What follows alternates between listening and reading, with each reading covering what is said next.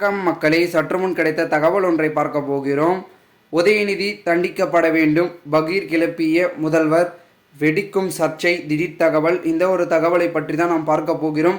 தகவலை பார்ப்பதற்கு முன்னதாக நீங்கள் நம்மளுடைய சேனலுக்கு புதிய பார்வையாளர்களாக இருந்தீர்கள் என்றால் மறக்காமல் நம்மளுடைய சேனலை சப்ஸ்கிரைப் செய்து வைத்துக் கொள்ளுங்கள். தமிழகத்தில் விளையாட்டுத்துறை அமைச்சர் உதயநிதி ஸ்டாலின் இவர் கடந்த ஆண்டில் சாணதானம் குறித்து பேசியது இந்தியா முழுவதும் பெரும் சர்ச்சைகளை அதிரவைக்கு கொண்டு ஏற்படுத்தியது. இது குறித்து மகாராஷ்டிரா, பீகார் உட்பட பல்வேறு மாநிலங்களில் உதயநிதி ஸ்டாலினுக்கு எதிராக வழக்குகள் தாக்கல் செய்யப்பட்டன.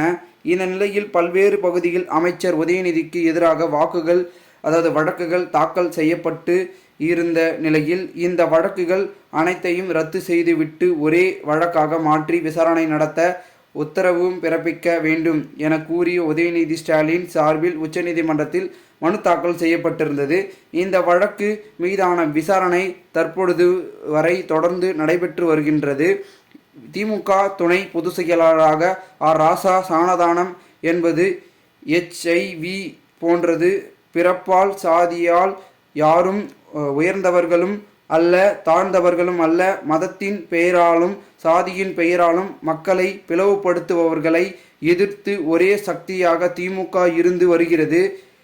உதயநிதி கூறிய கருத்தை கேட்டு மகிழ்ச்சி அடைகிறேன் என பேசியிருக்கிறார். இந்த நிலையில் தெலுங்கானா முதல்வர் ரேவந்த் ரெட்டி தனியார் தொலைக்காட்சியில் பேட்டி ஒன்றினை அளித்திருந்தார்.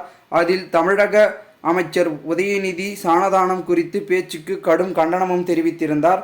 அதில் தெலுங்கானா மாநில முதல்வர் என்ற முறையில் அமைச்சர் உதயநிதியின் சாணதானம் குறித்து கருத்து தவறு என கூறும் துணிய வேண்டும்.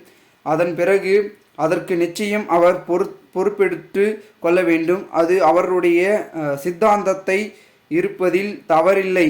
ஆனால் சாணதானம் குறித்து கருத்திற்காக அவர் நிச்சயம் தண்டிக்கப்பட வேண்டியது அவசியம்.